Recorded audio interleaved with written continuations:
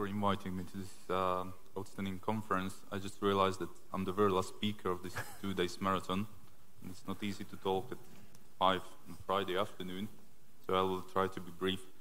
I will try to give you a very brief perspective of NATO, and I will start with one principle that NATO is far from being a perfect organization. It's still the best we do have, in Europe.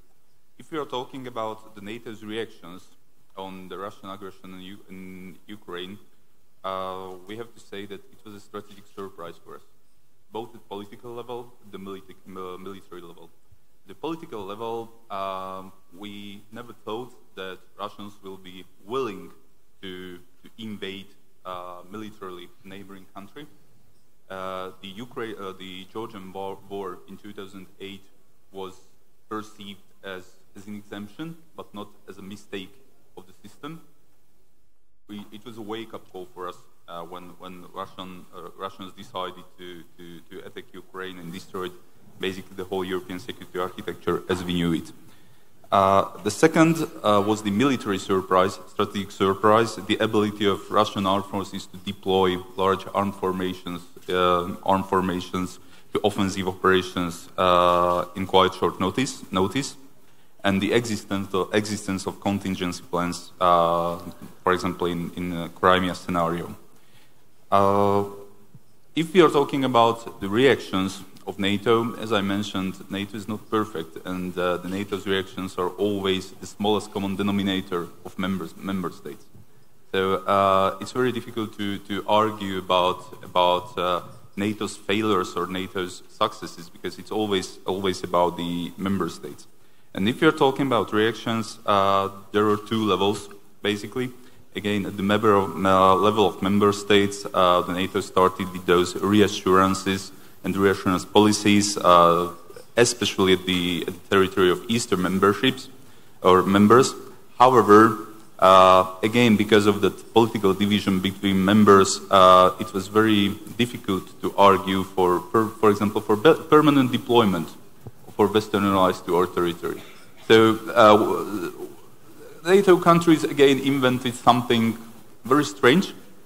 For example, in the Baltics or the Black Sea region, we do have permanent presence, but it's called rotational presence because no permanent units were deployed to Baltics or to the Black Sea region.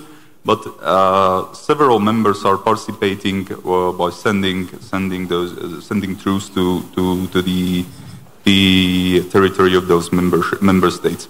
On the other hand, if we are talking about the size and the strategic weight of those units which were deployed into the Baltics and the Black Sea, those units are not reaching the level of strategic capabilities. So it's still much more about the symbolism and symbolic presence of NATO and Western allies, Western European and American and Canadian, in case of Romania, allies in the presence of our region. I'm talking about Baltics and Central Europe.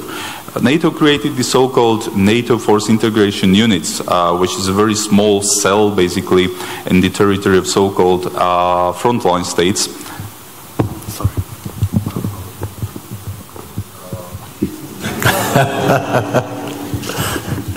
Now you see, I think the other microphone was okay if you just hold it a bit closer to your...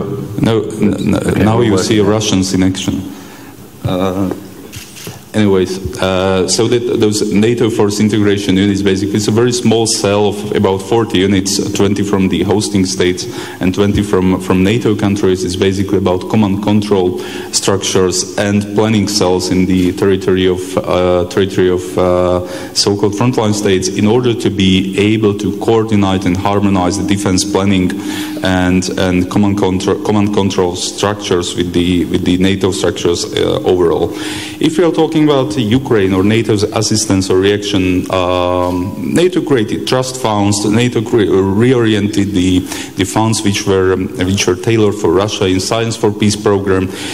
NATO sent advisors, and on the individual basis, it provided some assistance to Ukraine. But again, it didn't reach the strategic level of assistance to Ukraine. Again, because of the strategic differences between the member states. But if we are talking about the future, I guess it's the most important now, because everybody knows what's happened. Everybody knows what kind of divisions are existing between individual NATO memberships. So what we can do and what Ukraine can do, basically, first, and the basic precondition, is the political decision about the strategic orientation of the country. And political decision of the strategic orientation must be sustainable. So it's not enough to win one elections, and I'm talking about our experiences from Central Europe. It's not enough to win only one elections, presidential, parliamentary elections, for the parties which are engaged in Euro-Atlantic integration. It must be sustainable. It must be somehow repeated several times. In our case, it took more than 10 years, more than a decade after making the political decision about EU and NATO membership when it became true. So it's really. So what are you saying to Ukraine about the time frame then? Ukraine is in a very difficult position, and if somebody is saying some very concrete time frame now, I think it's not an expert, or it's not it's like a crystal ball now. It depends on a lot of external, internal factors, of course, but it depends mostly on Ukrainian internal step and the speed of internal or domestic reforms, and I have to mention the political decision itself. Okay, Danilo.